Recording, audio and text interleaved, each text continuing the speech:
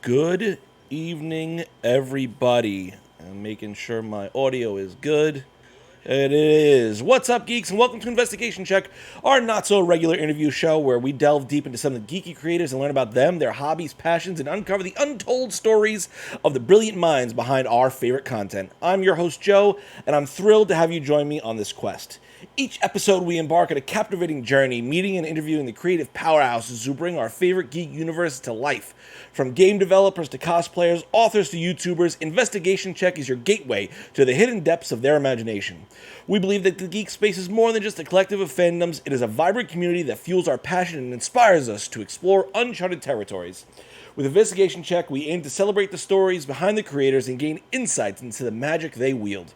So, whether you're a dedicated fan or a budding creator, Investigation Check promises to bring you enlightening and entertaining discussions that delve deep into the heart of the geek community.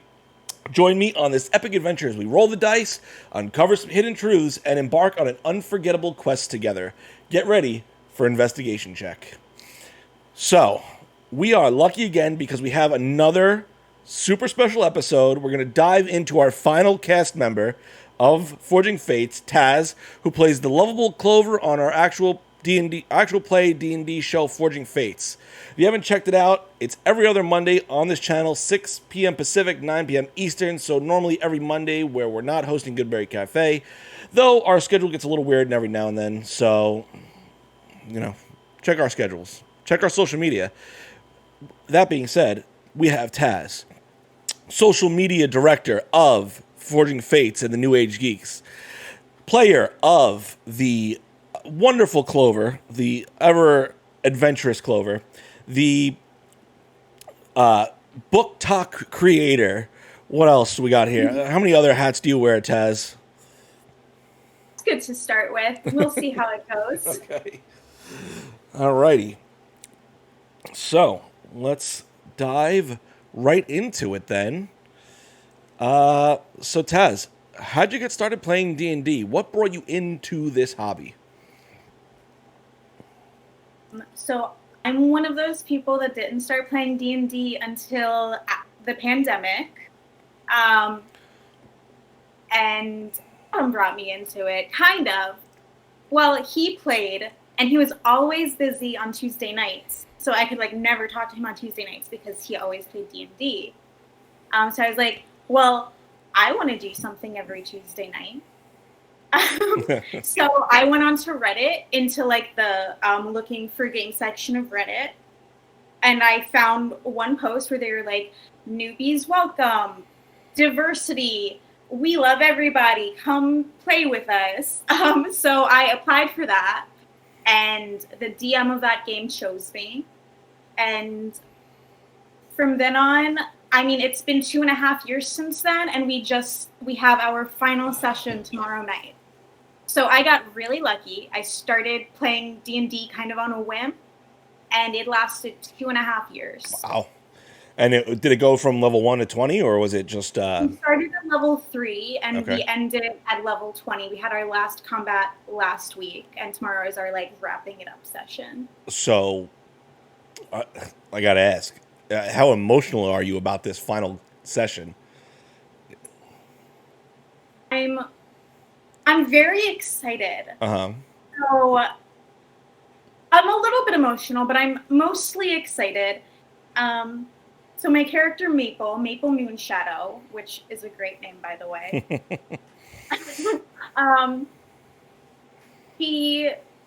So at the end of last session, we had just finished our combat. So tomorrow we're going to be going back home and seeing everyone and telling them that we saved the world and no one is going to die because of us. Okay. And then we're going to do a flash forward. And I'm really excited about that because I wrote a little flash forward for every single one of Maple's family members. Okay. And you know me, I love big families.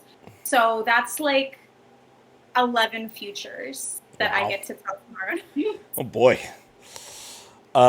So you said you're pretty new to D&D. Is this the only edition you've ever played? Yeah, I've only ever played 5e. Okay. And I like it. Good. I've never really thought about playing any other edition. Have you tried other TTRPGs or no? Yeah. I've played Monster of the Week, and I play in a Blades in the Dark campaign that happens one Wednesday every month. My friend Becca, who plays with me, is watching. So hi, Becca. Um, so those are the two other ones that I've really played. And I played like one-shot style role-playing games too. Like when we were at the Ren Fair and we all played Dread together. Uh-huh. That was So do you have a favorite so far, or is D&D like the kind of the one you're most comfortable playing? D&D is certainly the one I'm most comfortable playing. I've loved all of them. I really want to play more Monster of the Week. Okay. That was a lot of fun. And I like the idea that every session can be kind of like a one-shot, so a different location and a different character. That was pretty cool. Do you prefer the more one-shotty or the more like long-term storytelling? I don't have a preference. Okay. I like them both for different reasons. All right. So, being our final cast member interview, how did you get involved with Forging Fates and the New Age Geeks? Yeah, so I saw the post in the D&D Group Finder page, I think. Is that where you posted? I think so, yeah. That's one of the places. Yeah, anyway, Adam and I both signed up together to audition, and our game was fantastic. I actually very clearly remember that game. I played a halfling rogue, very similar to Clover, but I hadn't like decided on her background or anything yet. And that was just a really fun game. Everyone we played with was really good, and everyone allowed everyone their moment to shine. Since it was an audition, we were kind of competing against each other, but in the moment it didn't feel like that. And then you messaged me. So here I am. Lo and behold, a year and a half later. Yep. So you kind of already touched on it already.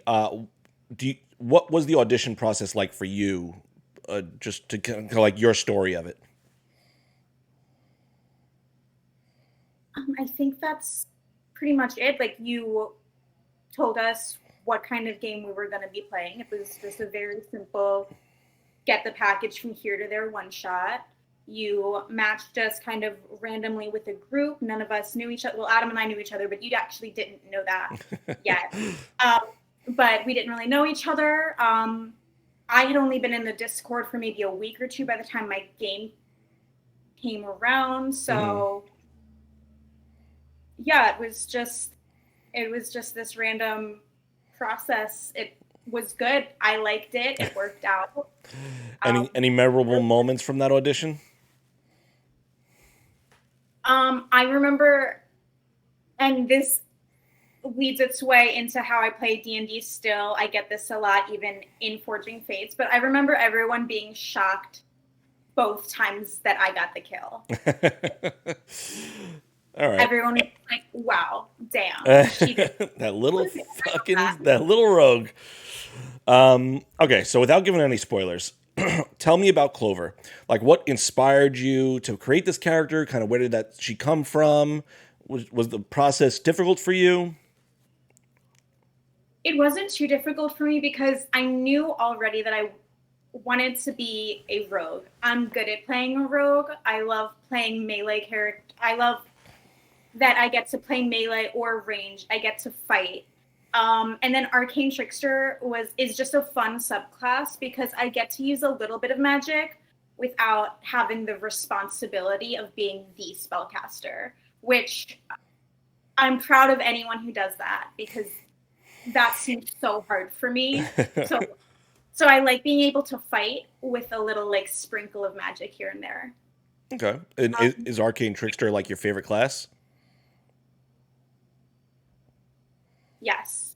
Every time I've played in a lot of other games where I've been a barbarian and I've been an artificer.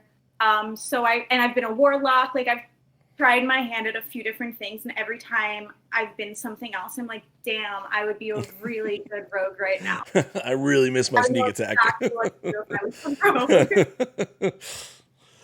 So, was there like an inspiration for Clover, or was it just kind of like you just went through a process and kind of came up with her? We were creating characters right after It was the newest D&D book at the time, the something in Witchlight. Oh, I feel so bad not knowing the name of Watcher that. in the Witchlight or something? I don't remember. Whatever it is, Right. that book introduced the Heron Gun race. And even though I love halflings, and we know this because of Clover's adoptive family, I wanted to do something different just so that I wasn't always being the same character. And I was like, this could be really fun, like a little bunny girl. Okay. So, what type of characters do you typically like playing? Like, what do you like playing the most? Like the innocent kind of character, or this like murder hobo character? I always start off thinking that I can play this cute, innocent, sweet character. Like, that's always what I write. I write these innocent characters who are going into this big new world and don't know anything about it, and they're figuring themselves out as they go. And then I end up just murdering everything. So it never lasts too long for me. I don't know why that is. I'm sure that there's some like subtext there that I might need to work out for myself. But yeah, so I start off innocent and it does not last very long. Okay, as we have seen with Clover. So how do you like rank what's important to you in a D&D game, or in any sort of collaborative storytelling, like combat, role play, mystery, exploration? Where do those rank for you? I feel like so many of those just go hand in hand that it's hard to rank. I would say first it would have to be role playing, because if you don't have good role playing and if you're not creating like this collaborative story with all of the other people in the campaign, it's not going to be interesting and it's not going to be fun. And there's no point in staying with that for too long, because like you're not growing with the characters. And then combat, because like I said, I like killing people. I am really good at combat. I'm able to like think 2 steps ahead, and I always have a backup plan for if I can no longer do what I had planned to do. And the other 2 were expedition and what? Exploration and mystery. Exploration and then mystery last. I don't think every campaign has to be a mystery, and I don't think that it ruins the campaign if there's no mystery. Okay. I think that exploring the world around you is more important. Okay. So when you make your characters, do you like try and optimize your stats, or do you just kind of like roll the dice and let's see what falls what may? I'm going to do whatever the DM tells me I can do, but if I can optimize them, I'm going to. Okay. But I don't mind if I can't, but if I can, I'm going to. Okay. So have you ever DM'd before? I have not. Okay. Is it something you want to do? Not really. Okay. Not D&D anyway. There are other TTRPGs that I've looked into, but D&D is such an investment. Like, mad respect to you and every other dungeon master out there, because just to be able to build this world and then keep up with it, and then make sure that all of your players are like also keeping up with it, that's hard. And maybe one day I'll be ready for that, but I'm not ready for that. Just gonna start off with a one shot. That's what we gotta get you dipping your toes into. Yeah, that's what people do. That scares me. I've actually written a homebrewed one shot, but I'm sorry, what? I'm sorry, what? Yeah, but the problem is I don't know if D&D is really the right system for what I've written. Okay. I've written it so that maybe it could work in D&D, but the entire thing happens in a singular house over the course of one night. Okay. Or maybe like over the course of a week. But I don't know if D&D is the right system, but I have written a game.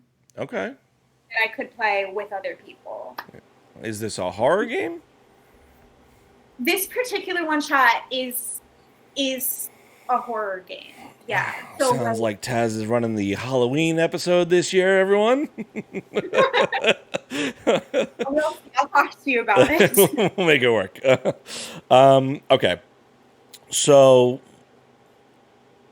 do you have like a crazy D&D story yet? Like this bananas thing happened in a game that you love to tell people? Oh my gosh. One time I had this terrible DM and he killed my brother. I knew it. No. That is a funny one though. Like my character Clover in Forging Fates had just left home like a week ago. And she's out exploring with her new friends, having the time of her life. And she goes back to this hotel and boom, center of the room, there's her brother dead. It's a pretty intense story. Otherwise, in my Tuesday campaign where I'm Maple, like I said last week, we had our final combat, and my DM over there, he makes these combats so difficult. Like this enemy had like over 1300 HP, and he had 3 legendary actions and resistances per round, and he gained 80 HP back per round. And it was just a very difficult combat. And after the past year, I deal a lot of damage, so I'm like the damage dealer, but I never get the final hit. Okay. Last week, in our final combat against the strongest monster, not only did I do the last 2 rounds of healing, but I got the final hit. Nice. And that was pretty fantastic. Okay. What was the final boss's name? A hook. Hook? A hook. A hook. Gotcha. All right. So, is there anything in like our game that you would like to see more of? I love our game as is. If you never incorporated this, it wouldn't be an issue for me. But I would like to see some puzzles. My strongest suit. Like some puzzly dungeon crawls. I think that could be fun, and it would be different for us because we've never really had that before. Yeah. So it would just be like a little change of pace. Mm-hmm. Fair enough. Always open to constructive criticism. That's the number one rule being a DM. Like, you haven't done anything wrong. That's just something you could. I know. I'm amazing. Listen, I don't need the flattery. I'm not giving you that magic item. Do you have a favorite moment so far in the story that like you really like to just tell people? Something I really tell people, but I have a few favorite moments. It's really hard to choose, but I loved some of the more laid back moments. When we got our house and all of us were creating our spaces and our bedrooms and talking about aviaries and gardens. That was such a cute team building moment for all of us. Yeah. I felt like it wasn't just beneficial for the characters, but we even got to know each other a little bit better as players through that. Like, we didn't know each other that well, and then we're hearing how these people who are still kind of strangers to us would create their dream room for their character, and you learn about them through that, and that was a cute time. Yeah, that was a lot of fun. And then it got kind of destroyed, but that's a different story. Is there any questions you have or can't wait to find out about the story so far? Yes. But I can wait, but I'm very excited to find out why Clover entered this different realm. Like, what was going on in the Feywild that during that moment of connection between the Feywild and this plane, why did she get transferred over? And also, does she have living family over there? I don't know. I left that completely up to you. So I have no idea anything about Clover's life before she entered the material plane. Um, so yeah, I'm very curious about what you have in store for her. So, minor spoilers for the campaign right now, where we're at. A lot of things have happened over the last 2 days in Clover's life. Where does she want to go right now? Like, where does she want to go? Because you guys got a lot of options, Well, she hasn't had time to process. right? She still needs to process. Um,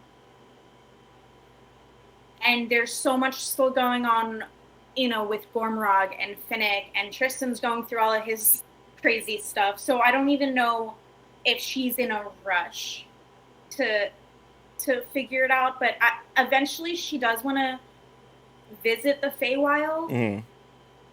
and just figure out what is going on with the Harengon, because the few bits that she learned from Quell weren't good.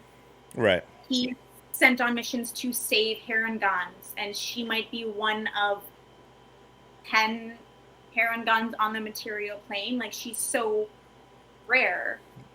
So she's definitely eventually going to want to learn more about that. Okay. But she hasn't processed it, and when she does process it, she's probably going to be a little bit scared. Yeah. So it might be a little while. Okay. Is there a setting that you have a lot of desire to play in? Yeah. What? This setting, this might, I don't know if we could do an entire campaign in this setting.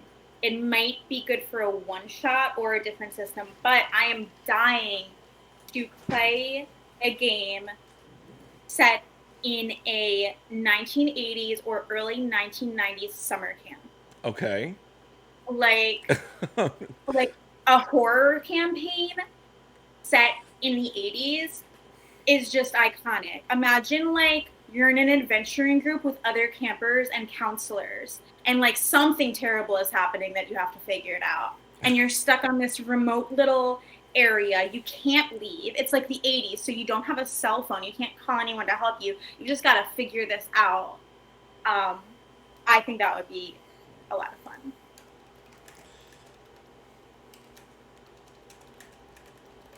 Okay. So you really want to play like a horror game? It sounds like you. I like scary games. Thank you, balls to the wall for the bits. Thank you. Let's see, where was I here? Is there a cool character concept that you haven't played yet? I don't know if I would call it cool. I guess that's subjective. Right. But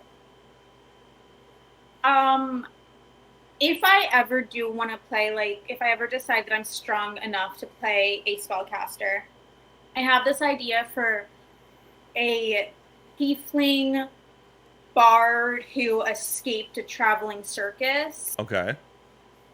And that's pretty much it. Or maybe she didn't escape a traveling circus. Since she was born a tiefling, her like family pushed her off, and she ended up in a traveling circus. And she's a tightrope walker. Okay. That's all I know. And it's a bard, you saying? Yeah, she's a bard because she's a tightrope walker. High dex bard. Yeah. Okay. Is this campaign 2 Taz Maybe. character? Maybe, who knows? So who would you kind of cast to play Clover in the live action Forging Fate show that is definitely going to happen one day? I feel like this is so on the nose and like maybe a little trendy for right now, but I truly picture Sadie Sink as Okay. Clover. For those of us who don't know who Sadie Singh is. Max from Stranger Things. Okay. Yeah, okay, I can see that. She's the right age. She's got the style. I can see it. Just throw some bunny makeup on her and give her some ears. And... Absolutely. Is there any scene so far that you'd love to see as fan art?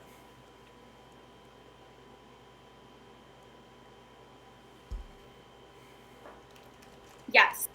So there was this scene after Whisper ran away from everyone and she was heading back to Lyranborn by herself. The rest of us of the Fists of Fate were kind of following her trail, but we didn't know where she was yet.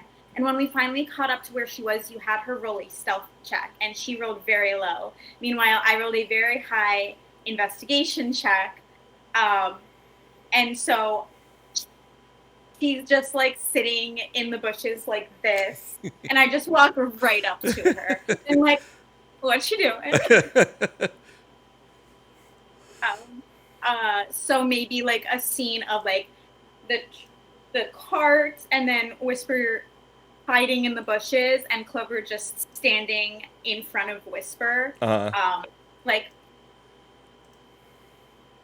yeah. Okay, that'd be pretty funny. I lost everything here. What kind of is like your goal for Forging Fates? I know you do a lot for the channel as far as social media is concerned, plus everything you do like to help, tell stories with us. What's kind of like what do you hope to accomplish with this collaboration? Like to see Forging Fates itself just go very far, and then I just like to continue with the channel. I'd like to be on some of the Goodberry episodes in the future, and anything else that we come up with. For almost 2 years now, we've been throwing around the idea of a cooking show. I don't know if that's ever going to happen. One day. So, yeah, I hope we keep getting more and more people on these shows, and I hope it just keeps going and going, and I would like to stay a part of it in any capacity. Okay. Is there like a dream guest you have for the show right now? So just because I cosplayed his character, I think it would be really cool if Sam Riegel, I think I pronounced his last name right, did I? I think it would be really cool if that happens. I mean, how much would that boost the show if he was on it? And then also it's Sam fucking Riegel, and he makes the best characters. I know because I cosplayed one. Anyone else or no? Or just like is Sam like your number one? I'm just gonna stick with him for now. Okay. I can't be going through the list of names in my head. So, what advice would you have for players that want to role play their characters more and get more into their characters? Okay, so first, every single session, and it doesn't matter if it's my live stream campaign or my quiet campaign, or even in Blades in the Dark and Monster of the Week, I always create a playlist, and I always listen to my playlist before I play. That helps me get into character. It helps me get into the mindset. And even if I'm feeling a certain way, like maybe I had a bad day at work or something, once I listen to my playlist, I'm no longer thinking like Taz, I'm thinking like Clover. So that's one thing. And then just, if you're nervous, if you don't think what you're gonna say will be like maybe received, if you want to tell a joke but you don't think anyone else will think it's funny, I say just say it anyway. Like I don't really. It's really about you and about how you want to play your character. And as long as you are being respectful of everyone else and you're not doing anything that crosses any lines, just have fun with it. Yeah. I mean, this is your character. Play them how you imagine them in your head. Okay. Good advice. When did you start making the playlist? Is that like something you did from character one, or? I started out with Maple. Yeah. What's Maple's like theme song? Silver Lining by First Aid Kit. Yeah. What about Clover? What's Clover's theme song? Clover, I don't know if she has a singular playlist. He does have another first aid kit on there called Ruins.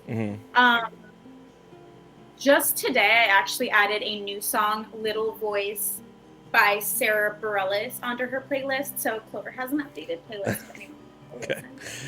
And that one of the lines is like, sometimes the littlest voice has the biggest things to say. And I love that for That's her. great. Yeah, that's a good line for her.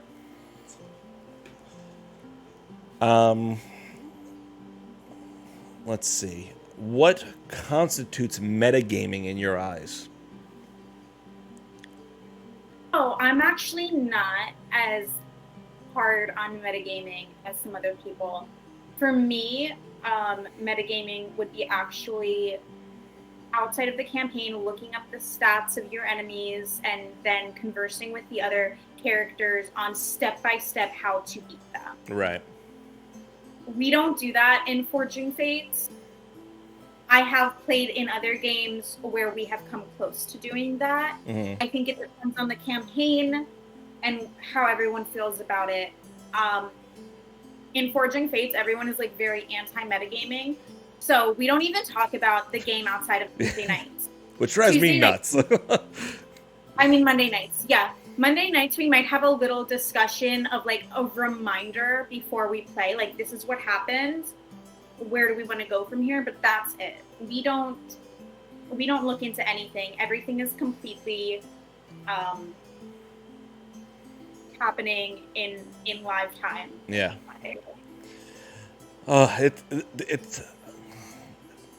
I love that you guys are in character, but there's sometimes where I'm like, so I need to prepare 2 different pathways. What do you guys want to do? We don't know. We're not in character. I can't tell you. It's like, I need to give you a hint. Think a little bit. So I know this is your first time going to a convention. I know this year we went to Gen Con together. A blast. What was that experience like? Do you have any great stories from Gen Con? I do. So I want to go back to Gen Con. I did end up having a great time, and next year might be busy. The next time I go to Gen Con, I know I'm going to do it a lot better since I experienced it. Okay. This time, a lot of things felt very unorganized. I couldn't find half of the stuff I was looking for. And I overbooked myself. Yeah. Like, we went out a lot at night, and then I had to be at tournaments at like 9 a.m. And spoiler alert, I didn't go to them. They didn't make it. So next time I go to Gen Con, and I do desperately want to go back, because overall it was a fantastic experience. I had so much fun. I got to play test games, which was awesome. I met people. Like, I would love to go back, but I'm going to do it better. I'm going to know what I'm looking for. I'm going to plan less for myself, and I'm going to get a room that is attached to the convention center. Okay. Even if I have to sleep on somebody's floor. I don't care. That is happening next time. What was the number one thing you missed that you regret missing? I missed it because I couldn't find it. I was registered to play in the Ticket to Ride tournament, and I play Ticket to Ride. Like, you might have played it once or twice with your family, but I've played over 2,500 games of Ticket to Ride. I'm good at it. I'm like rated up here. What is Ticket to Ride? I've never even heard of this. A board game. It's a board game where you are connecting routes, and you get points for each route that you connect. I'm good at it. And I registered for this tournament, and I was confident. I told my friends about it. I told my bosses about it. I even posted about it on Facebook. And I don't post about this stuff on Facebook. Right. I was excited. And then so I went to the stadium, and there were no signs for it. And I asked the guys at the front desk, hey, can you point me towards this section? It said Stadium Field B or whatever. And they're like, that's down there. So it took me like 5 minutes to even figure out how to get down there. And then I got down there, and it wasn't down there. And I asked 3 other people before I finally found someone who pointed me up halfway the stadium in this room that had no signs. Oh, jeez. I looked to it and I'm like, and at this point it's like 11 minutes after the tournament has started. And I'm like, is there any way I can play? And they're like, you can go ask people. So I asked people if I could join their game, and everybody said no. And then I left, and I was just super bummed out. Until the next thing. So I regret not knowing where that was. Maybe like if I changed anything next time, I would try to get there like a half hour early. Yeah. So that I knew for sure I would find it. Oof. That's what was the prize for winning? Hey, I don't even know. I didn't even care about the prize. I just wanted to win. Oh, yeah, the non-competitive Taz. That's a silly question, I guess. So I know this also was your first experience cosplaying. Is there anything you could talk about with that, like what that experience was like for you? I loved everything about it. First off, I made all of the costume myself. Like I would buy things and then sew them. I've never really sewed before this. So I created the dress. I created the flask holder, all of it. Like I did by myself, which I'm not a super crafty person. So I was just like impressed with myself for just being able to do that. And then just being in a place where there were so many people cosplaying and being one of them, there's kind of like a sense of community there. Yeah. That was really nice, just like walking by someone, hey, I like your cosplay. Hey, I like yours too. Okay. And there is one like super special moment in cosplay that you and Jem actually saw. You guys were there, so it happened in the parking lot at the block party. And this little girl came up to me. Yes, I do remember that. Well, she was like 3 years old. Right. I nanny a 3-year-old blonde girl who loves Anna from Frozen. And I saw this little like 3-year-old blonde girl dressed in an Anna dress. So I like bowed to her and I said, oh my gosh, Anna, you're so beautiful. It's so nice to meet you. And she came up to me. And I knelt down and she started like playing with my necklace and playing with my ears. And she said, are you a real elf? And I said, do you think I'm a real elf? And she said, yeah, I do. And then like she touched me for a couple more seconds. And then she went back to her parents and was like, I met an elf. And that was like the cutest thing. I wasn't even an elf. I was a halfling. But it was... Listen, it's all the same to a 3-year-old. Yeah. So... just for everyone who doesn't know, who did you cosplay as at Gen Con? Oh, Beth Granato, who is Sam Riegel's character in The Mighty Nine. And where can they see those pictures? The New Age Geeks Instagram. There you go. You got it. Nailed it first try. New_age_geeks. Yes, it really rolls off the tongue when you say it out, all the whole thing through. I actually say that all the time. When I'm typing it out, I always say the underscores in my head. Let's see here. What is it about tabletop role-playing games that you think has begun to really captivate the public? Speak on behalf of other people, but I think a lot of people started playing during the pandemic. Mm-hmm. And I think during the pandemic, when TikTok was taking off and people were home and kind of exploring hobbies for the first time, at least for myself, it was a huge moment where I could care less what other people thought about things. And I was just looking for things that made me happy.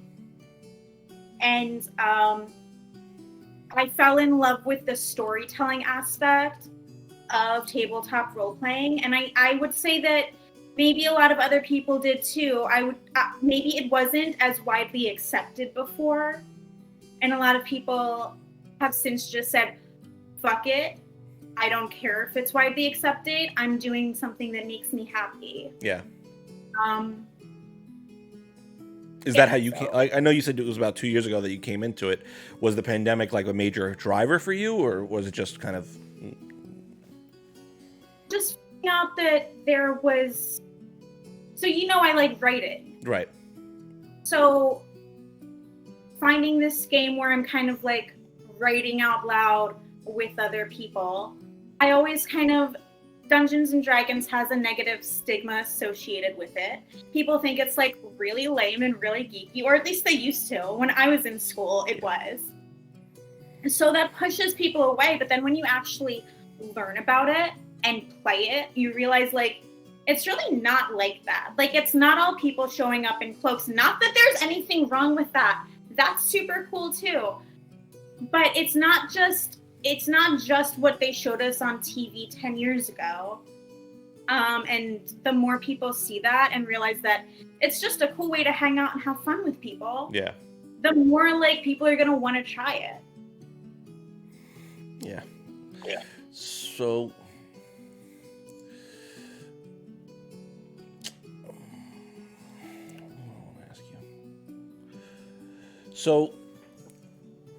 what are kind of like where do you want to go from here in your online presence, like being part of this community now, like being a face for out there? Thank you, Spalding James, for the 10,000 bits. We appreciate it. You're amazing. Love you, geek.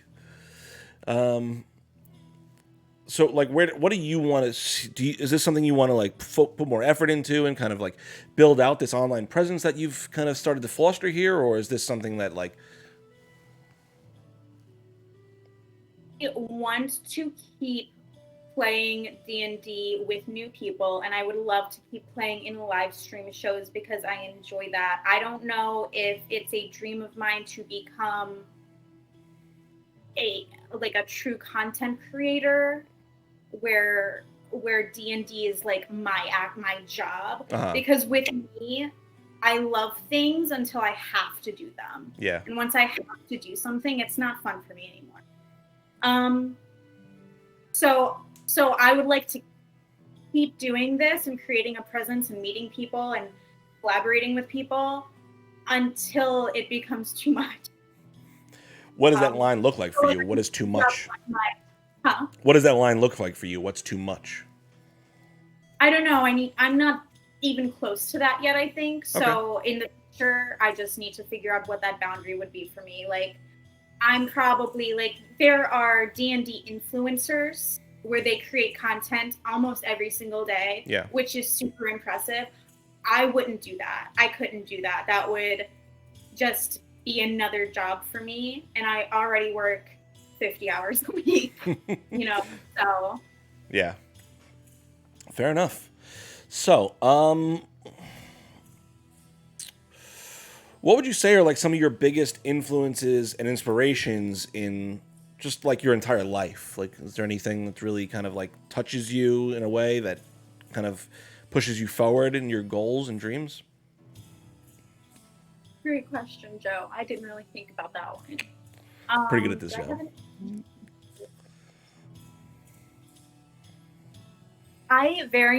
This is such a cop-out answer. I don't think I have any influences. I don't really look up to anyone. I just do my own thing. Yeah. Just fucking, you're out there trailblazing, mama. I got it. I can't think of a single name. All right. So last question before we start kind of diving into some of the deeper stuff. What is your favorite design element that you've added to any of your characters? I'm going to play around with the word design element. I asked you that. I love all of the flavoring that I've done with characters. So with Clover, she wields daggers. But because I had her grow up on a farm, I flavored her daggers to be a gardening trowel and a gardening fork. Great. So now instead of stabbing people with daggers, she stabs people with her gardening tools. Cute. So I'm going to say the way that I flavor stuff and how other people have flavored stuff, I think are my favorite design elements in general. Oh, like with Aideen in Jem's Christmas one-shot that I was in. Right. Aideen was an artificer, and she was a Barbie doll, and her companion was the Barbie Jeep. That's and right. I remember that. Yeah. It was so good. It was good. And then I can't remember what the actual word for this move is. Maybe you'll remember it. I don't remember much. But every time I did that, I would say that the Barbie Jeep rear-ended them because the words were like the same. Yeah. So yeah, I think it's just the way that I flavor things are my favorite design elements. And I think one thing we talked about on the pre-interview show was the way when you're writing a backstory for your characters, like you really put a lot of attention and detail into some of those things. Do you want to talk about that at all? Like some of those details with Clover and Maple?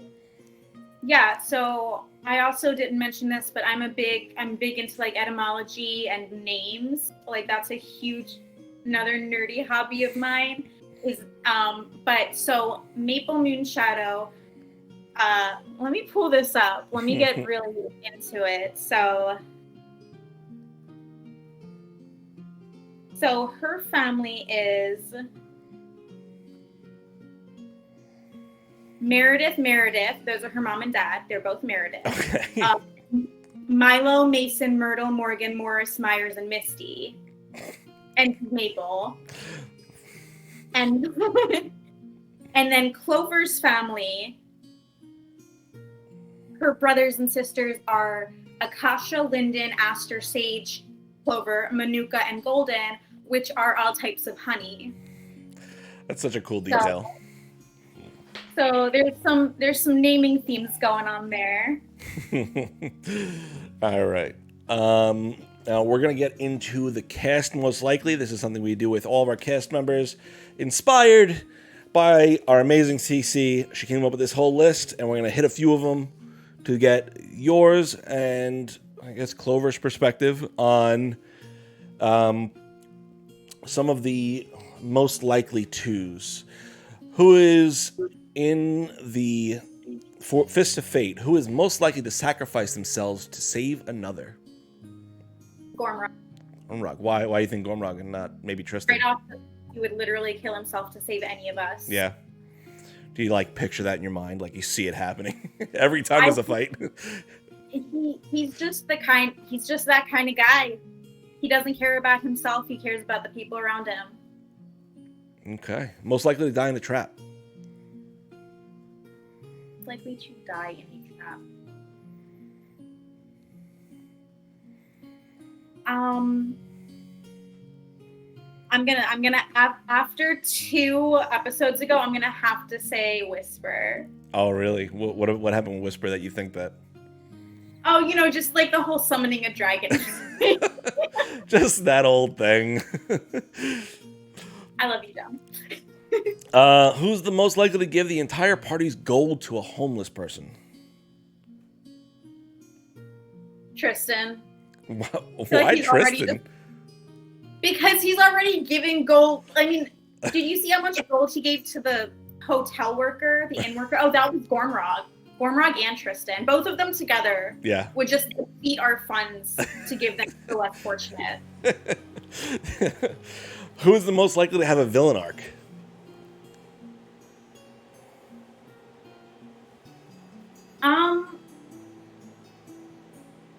I think that could go any way between Clover, Whisper, or Finnick. I think any of us could have a villain arc. All 3 of the ladies, just an evil streak to you guys. I just think that we all could. It's just one bad day. One bad day. Let's see here. Most likely to be great with kids. I'm going to go Finnick, because if you remember from our very first couple of episodes when we saved that little girl in the tunnels, she was actually the one who carried the little girl back and like spoke softly to her and was very sweet and gentle with her. So Finnick for that one. Most likely to become a teacher. Gormrog. Yeah, I can see that. He's the mom of the family, the mom, the teacher. Right there. Most likely to commit a war crime on accident. I'm gonna go ahead and say either Clover or Whisper. Most likely to I commit a think war crime on Clover purpose. could easily do that. Most likely to commit a war crime on purpose. I'm gonna go ahead and say either Clover or Whisper again. It can go either way. No, I that one on purpose. I don't know. Like, what's considered a war crime?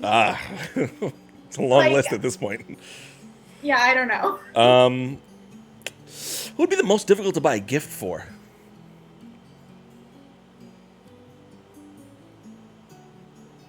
Tristan. Okay, I could see that. Because, you know, I don't think Tristan appreciates anything except for the people in his life. Yeah. He doesn't care about material things. He only cares about his family. And if you're not, like, this close to him, he doesn't even care about you. Like, you could be another, like, happily innocent civilian. I could, like, gift him... That's weird. I could gift him, like, a dog, and he still wouldn't care because he doesn't know that dog yet. That's fair. He'd end up loving that dog after like a day, but up until that, once he hits that point, that's like, I don't give a shit about this dog. Yeah. Let's see here. Most likely to start a cult.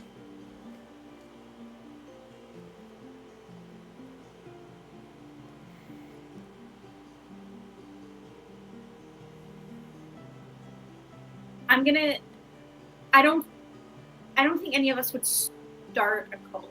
All right, most likely to join a cult. I think that I'm gonna say Clover on that one. Really? I can't go into any details because we can't go into detail on that one. Okay. No spoilers. There's some people in the audience who don't know things. Okay, so now we're going to switch it up and start to do some of our deep dive questions on you. You ready for that? Got you all warmed up. Get ready to dive into the mind of Taz. So, do you create your characters from parts of yourself or from things totally outside of yourself? I think I always start creating characters outside of myself, but just naturally while playing with them, I incorporate myself into them. And I think that goes hand in hand with me starting off creating innocent characters and then not being able to maintain that. Why do you think you always want to create an innocent character, though? I love the idea of... I haven't always. I usually do. I've created some older characters who have seen some shit. But I think it's just because there's something really... sweet, is that the right word, about someone going into the world for the first time blindly and just experiencing things. I think that's also, you might have noticed this with Clover, she doesn't, like she was adopted, but the life that she knows wasn't really tragic. A lot of people who do characters in D&D, they create characters with super tragic backstories. I have never, except for one, I've almost never created a tragic backstory, and I think that there's something really cool about all of the trauma happening in-game. Like, this person coming up from, like, a good life, a good family, a good job, and then just having shit handed to them. Like, no, it's not all butterflies and rainbows, and you're gonna find out. Do you like, kind of playing through that? Trauma for the character, like that's fun for you to kind of go out there and experience that again, I guess. Yeah. Okay. Did you feel like you kind of, is it something you feel like you had it when you were younger and you kind of were shocked at the world as you kind of came into it, or is it something you kind of almost wish you had? To my own self. What? I don't think that necessarily relates to my own life. Okay, so it's just something like a nice story element you like to explore.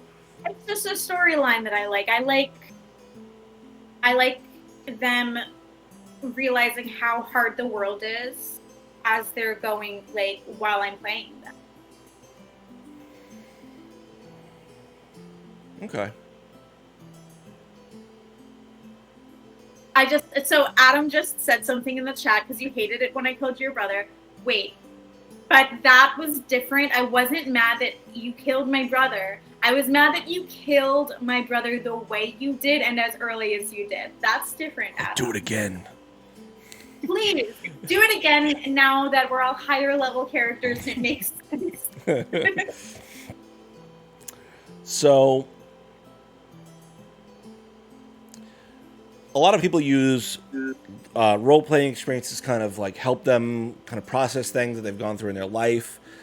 Do you feel like you've used some of your geeky passions to kind of help process things, or is it just like a stress relief sort of thing for you?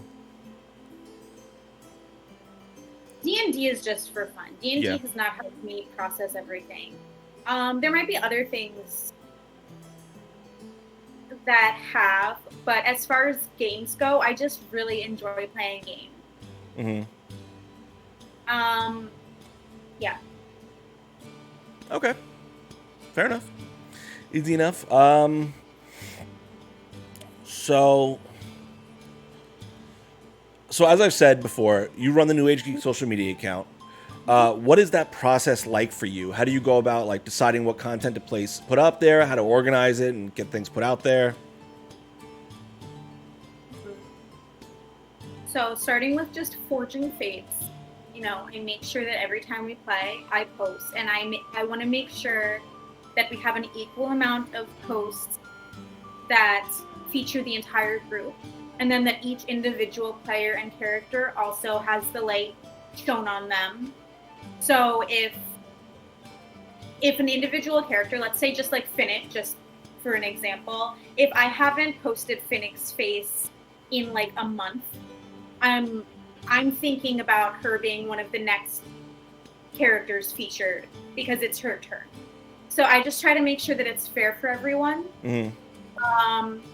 that we all get our moment, and that we're advertised clearly. I want it to be like, we are a D&D game. I started adding that a few months ago because you just say Forging Fates and it just shows up on someone's algorithm. They're not going to see that right away. So I was like, okay, let's just add this is a D&D stream. Yeah. So that they know right away. And it's got all of our information. I'm like, this looks good. And sometimes I'll make a few different options. And then the day that I actually post, I'm like, does this still work? Is this one better? Which of these is really going to attract the most attention? And you just kind of decide in the moment, like which one you feel is best. Yeah, and sometimes I'll make these posts weeks in advance, and then the day comes, and I'm like, I don't think that looks good. Yeah. I'm gonna start completely over. Do you let do you let where they are in the story affect the post at all, or no? A little bit. I think as we've started to learn more about the characters, I've definitely tried to incorporate a little bit more of that into the individual posts. You'll notice that in the most recent Whisper photo, she was surrounded by like mushrooms and stuff. In the most recent Finnick photo, I had a lightning bolt. In the most recent Gormrog, there was books, and like I think my funny one had a chef's hat. I don't know if I posted that. I think you did. I remember seeing it. And then Clover's most recent one, it was right after she had learned about the Feywild. So the background behind Clover in her most recent post was like just very beautiful and kind of like Feywild-esque. So yeah. Okay. Now, as I've said before, you have a book talk as well. Yeah. What's a bookstagram? Bookstagram. Do you follow a lot of the same principles there? Like, how do you go about creating content for that?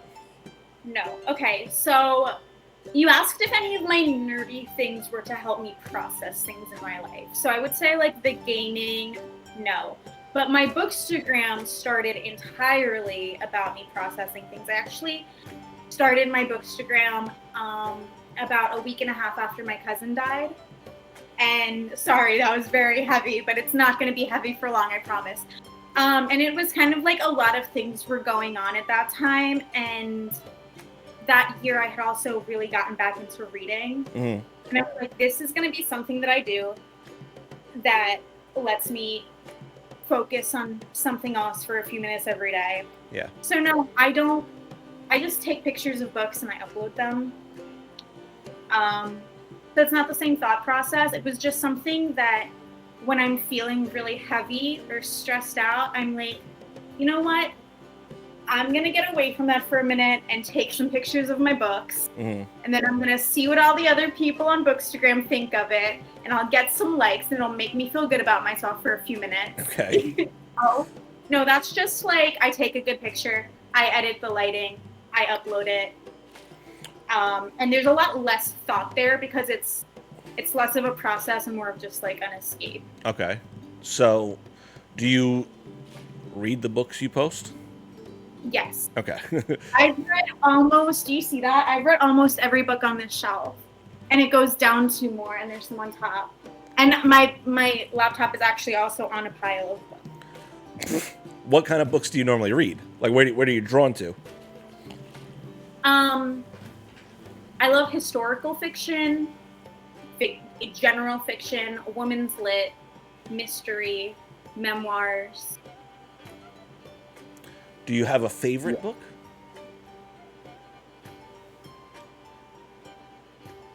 No. Okay.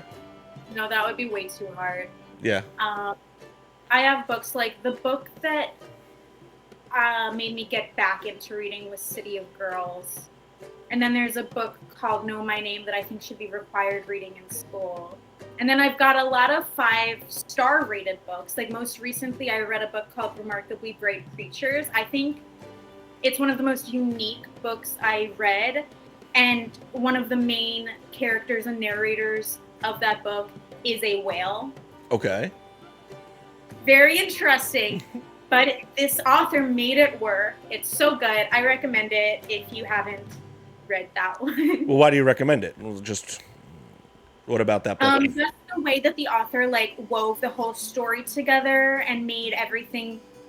He took this one person who was just going through the rounds of life and feeling unimportant and not knowing what his next step was, and then by the end of the book, he found out so much about himself through his journey of being alone, through working at this aquarium with this whale, and just the little things that happen every day that like intertwine together, and just I can't say too much without spoiling it. Uh-huh. It's just a really good book. So it's a guy who was alone in life and eventually found his way, and in the end, it's kind of a happy ending. Right. So it's someone finding a journey of self-discovery, and there's a whale that talks to you in it. Yes. Got Well, it. the whale doesn't really talk to him. The whale is like a narrator, so like you're reading what the whale is thinking, but he's not actually speaking to it. Okay. Remarkably Bright Creatures, good book. Remarkably Bright Creatures by what's his name again? That's a good question.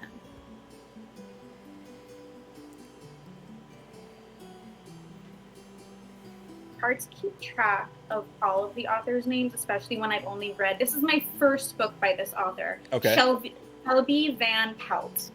Shelby Van Pelt. Yes. So one more time, the name and the author, because I forgot already. My brain doesn't work good. All right. I feel like we all need a whale to narrate our life through a journey of Right? self-discovery. That sounds like a magical experience. Okay. So we've kind of touched on how you go ahead and manage a lot of these different social media accounts. Is there any other things, like, I know you said you like to like organize stuff, you like things to be organized. Is there any other sort of things you have your fingers in that besides maybe nerdy stuff that you kind of like keep track of?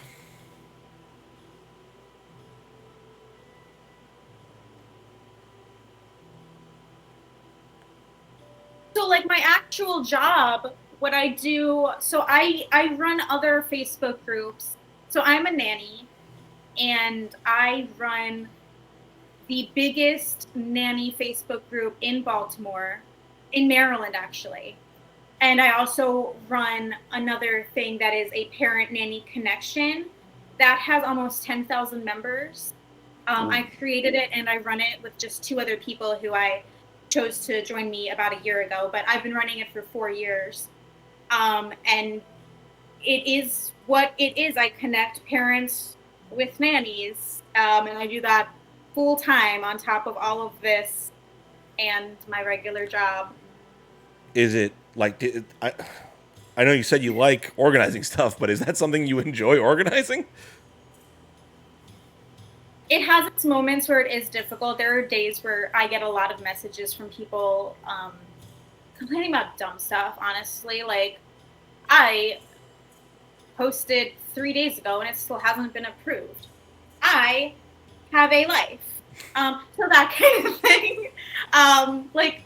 Like patience is a virtue. So it's just like most of the problems I have with it are just people being impatient. But otherwise, no, it's great. My favorite thing about running it is because I run this private nanny group. And a lot of what we do in there is go over contracts, how much you should be charging, the benefits you should be receiving, guaranteed hours, open communication, like mileage reimbursement, like all of these things when you first get into nannying. And sometimes people 10 years into nannying either don't get because they don't know that they should, Right. or don't feel like they deserve it, so just don't ask for it because they're scared of asking for it. But I really try to hammer in, like, you need to charge this much, you need to get this much time off, and you can't allow, like, your bosses can't come home 20 minutes late every single day. Right.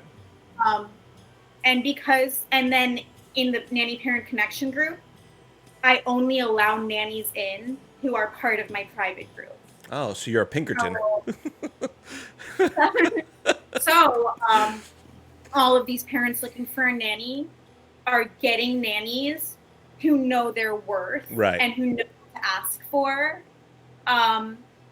So that's an entire demographic that I'm trying my best to make sure are paid properly. So even though sometimes it does burn me out a little bit, like it is a lot of work, I don't want to give it up because I don't want to risk people being underpaid or right, taken advantage. And as long as I'm running the group, I can make sure that I'm continuously putting out this message, like, know your worth and demand it. So do you collect union dues from everyone, or? No, I should. I mean, that sounds like you're really doing something that needs to be done out there, which is awesome, because I'm sure that nannies don't get like a lot of, it's not a job you can really unionize at, so. You can't really unionize it. And, yeah. And I can kind of filter it through. Like, we do have rules to get in if you're a parent. Like, you have to pay your nannies guaranteed hours or else you cannot be in this group. That's awesome. And guaranteed hours are when if a nanny is supposed to work Monday through Friday and she is able and willing to come in on those days, and you tell her, hey, we actually don't need you this Friday, a lot of parents don't want to pay you for that day. Right. And we're like, you have to pay them for that day or else you cannot use my service. So that kind of thing. That's awesome. All right. What else we got here? So, I know you're a big fan of Ren Fairs. Mm-hmm. What is it about attending those sort of events that you enjoy so much? It was very similar to the cosplay thing that I talked about at Gen Con, where it's just like a camaraderie. You're just around people like you. No one goes to Ren Fair, or at least I've never encountered anyone who goes to Ren Fair just to sit around and like judge other people. Everyone is there because they want to dress up and explore the Renaissance era and watch fun shows, and if they drink, maybe walk around with a glass of mead. If not, have a turkey leg. Like, it's just, everyone's there just to have a good time. And it's something unique that only happens once a year. I also grew up going to Ren Fairs. My parents started taking me when I was like 3 years old. So it's something that I've known my entire life that's just a tradition for me at this point. How many different Ren fairs have you been to? I've just been to the Maryland Ren Fair. That's the one I've been to my entire life. I've been to the Pennsylvania Ren Fair once, and then I did the Tuxedo Park Ren Fair with you and Dom and Cece. Mm-hmm. Do you have a favorite so far? I really enjoyed the New York Tuxedo Park one. What about it?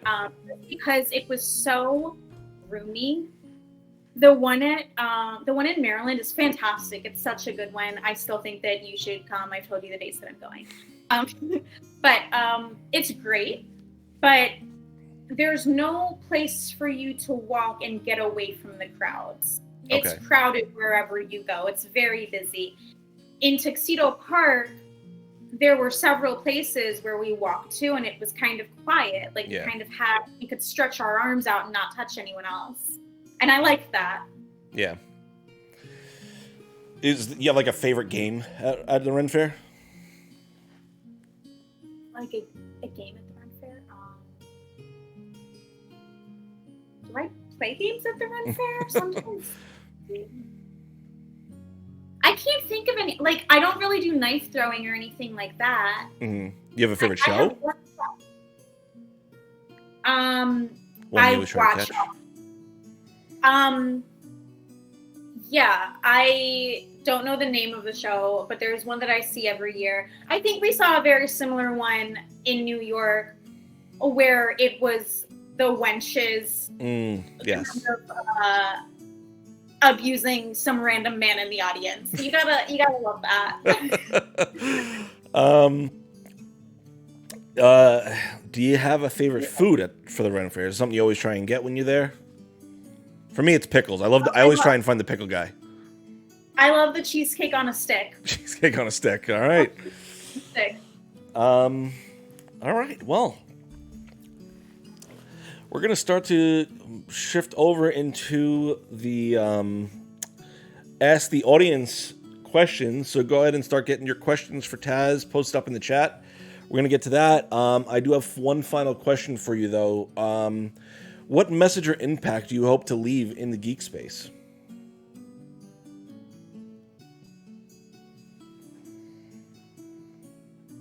About how one of the reasons I was really able to get into D&D was when I stopped caring so much about what other people thought of me and just started doing things that made me happy.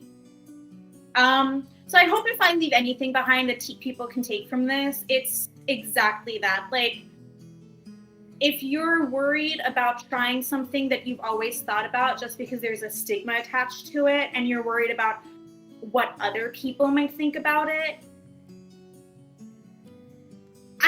just do it anyway.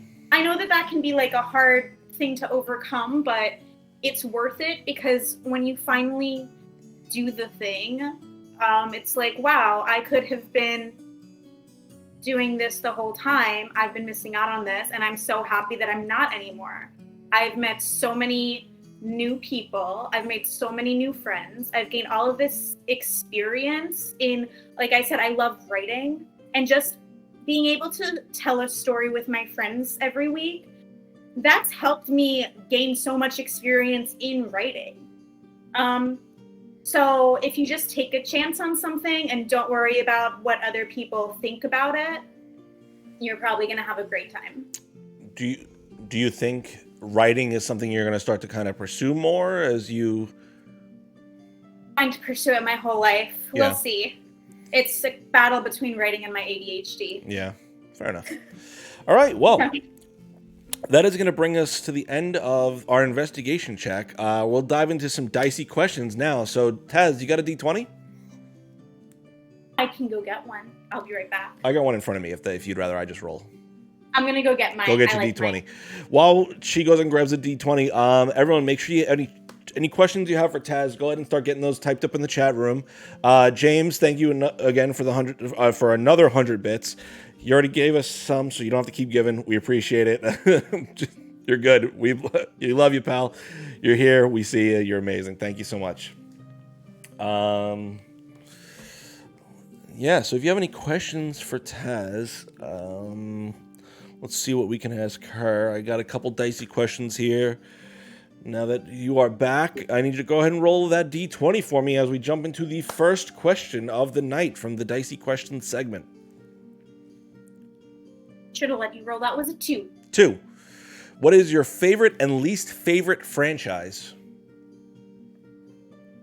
Franchise? Yeah, like Marvel, Star Wars. Yeah. I mean, I like Marvel. I don't know if I have a favorite or least favorite. See, I'm so boring, Joe. I don't have strong opinions about anything. Let me look something up. Give a throwback answer because you read books. The Dragon Riders of Pern. Come on.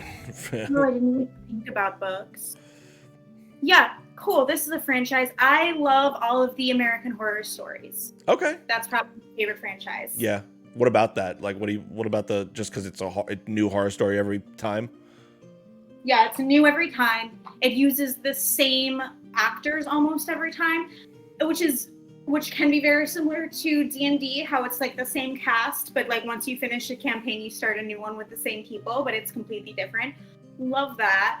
And I don't know, they do creepy in such a good way. Do you have a favorite season? Maybe Freak Show. Okay. I didn't watch any of them, so I don't know. I think I watched the first season, so. Well, if you like kind of creepy things, you should watch them. The season was good too. Murder House. All right, give me another roll. 12. If you had a spiritual weapon, what would it look like? A weapon for me in my real life.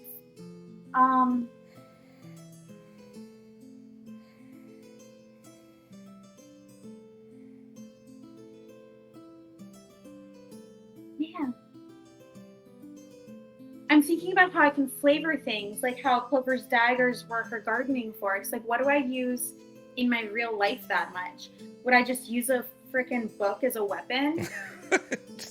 Just slam down on people. Use my phone as a weapon? Okay. I always have my phone on me. Like, I could push, like, I'm not going to go into any gory details right now because I don't know who's watching, but I feel like I could use that as a weapon if I needed to. Okay. Adam seems to think your spiritual weapon would be a Kirby. I do love Kirby. I don't know how I would use Kirby as a weapon. A spiritual weapon, like it's the spectral form you summon. Oh, the spectral form of a weapon. Kirby's a good one. It would be a bunny. A bunny. We're just talking about like my Patronus, yeah, like a bunny. Okay. Well, she's just loving bunnies, huh? I do. All right, give me another D20 roll. 8. If you were a D&D class, what would you be and what would your stat build look like? If I were a D&D character. What? If I were a D&D character? Yeah. Is that what you... Yeah. As much as I love being a rogue in-game, I think in real life I would probably be more of a bard. And because I've never played a bard, I'm not really sure what their stat builds are. Charisma is your number one. I can be very charismatic in person. Okay.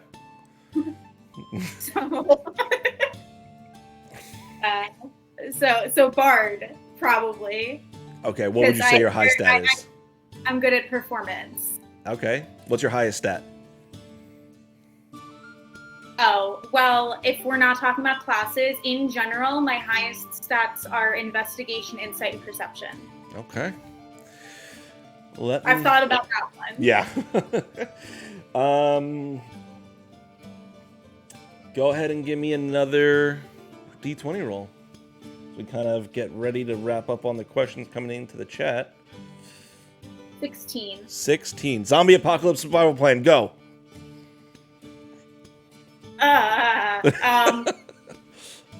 Get out of the city. go to my friend who lives in the country, have a gun, have some food. That's it. Three things you throw in your backpack. Gun, water, first aid kit. Got it. Nailed it first try. All right. That is going to bring us to the end of the Dicey Questions segment. Let's hop into the chat now to see what we got here. Yes, Anderson wants to know, which Marvel character would you be? It's like the classic question. Yeah. That I actually always ask that, so thanks. Yes, Anderson. Kate Bishop, Hawkeye. Did I say that right? Yeah. Yeah. Comic or TV show? TV show. Okay. You just like shooting arrows? What about that? What is it about that character? Yeah, so you know that with my builds, I love shooting arrows. So yeah, she's got the steady aim down pat, and then she goes home and eats pizza with her dog. Okay. All right. It's a simple life. Quebecra?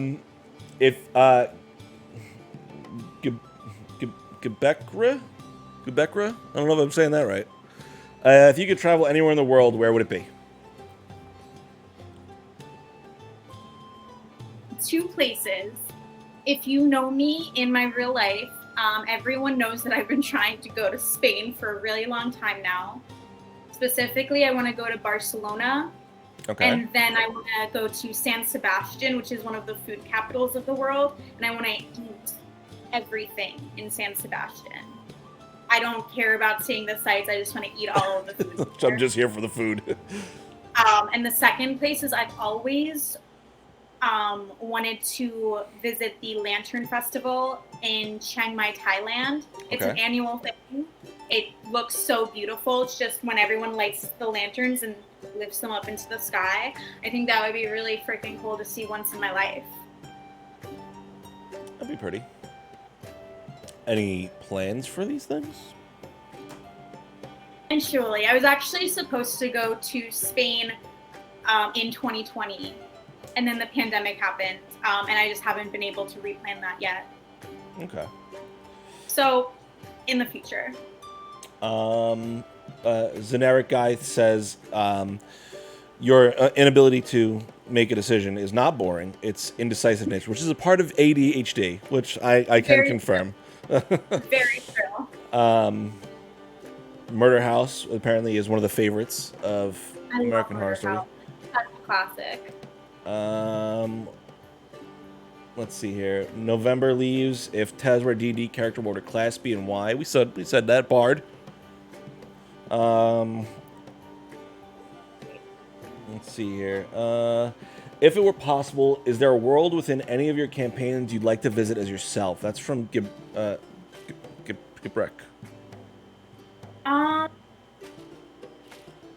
It would be my homebrewed areas, because the worlds that I've played in have been terrifying, dangerous. But the worlds that I've created, so Clover's home of Stillben, of Humboldt County, which is right next to Stillben. Humboldt County is this beautiful little meadowy area with a big lake, and like everyone knows everyone, and there's just like a little church and a little schoolhouse, and it's just such a nice peaceful area. Gorgeous. Nothing bad is ever going to happen to Humboldt County ever. It's the most perfect place. No one really knows where it is, so why would I make that happen? And then Maple's hometown of Meadowbrook is very similar, but it's more of a city. And all of the houses are like giant vegetables. So like she lives in a mushroom, or there are like carrot houses, and tree houses, or like beets, like giant beets. I mean, imagine just walking through a town where all the houses are giant vegetables. I want to do it once in my life. All right, November Leaves wants to know, you cast Find Familiar. Give your best impression of your familiar and their favorite food. My best impression? I'm good at impressions. My familiar, if Clover had a familiar, it would be a bee. I've thought about it. Okay. So Come on, what's a bee sound like? November. His favorite food is obviously going to be pollen. Okay. And what does a bee sound like?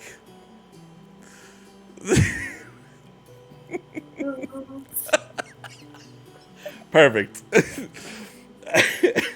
Doing that. I did the thing. All right. Well, Anderson wants to know, if you knew one D&D spell in real life, what would you choose? Prestidigitation, because it's so versatile in real life.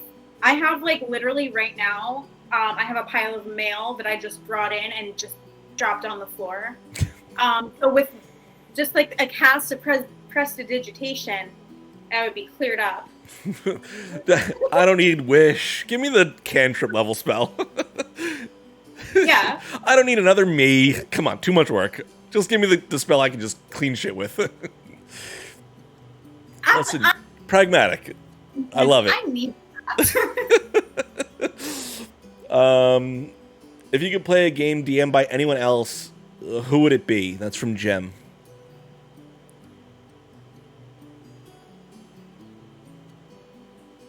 I might go ahead and take my answer from earlier about who I would want to guest star in one of our games and say, like, in a dream world, maybe Sam Riegel again, because, oh, no. Yes, if this ever gets out there, yes, you. But also, I would love to play one of Brennan Lee Mulligan's games. He's one of the best DMs. His games are so good and creative, and I would love to play in a game with Brennan. Well, you did meet the guy. I did, but I loved him before I met him. All right. What does your dream set of dice look like? That's from November. I have my dream set of dice. It was made by my friend Elisa, who I play in my Tuesday campaign with, and she just made it herself based on what she thinks Maple looked like. I didn't give her any reason, and I think that they're just really cool. That's sweet. If I had a second set of dream dice, they would be clear and they would have tiny little flower buds in them. Why flower buds? I just think that they're pretty. Okay. All right. Anything you want to plug? Where can we all catch you next? You can check me out at Reader and Rogue on Instagram, or catch me at New Age Geeks on Instagram. And if you're not a part of our Discord, you should be. You should be. Things will post. It's all in the link tree, which is down there in the description below. All right. Well, Taz, thank you so much. This has been a lot of fun. I appreciate you and everything you do for this company. And for who you are as a person, you're amazing. It's been an absolute pleasure this last year and a half to become your friend and play this game with you. Thank you so much. I hope you all had a great time. We love you, geeks. Good night.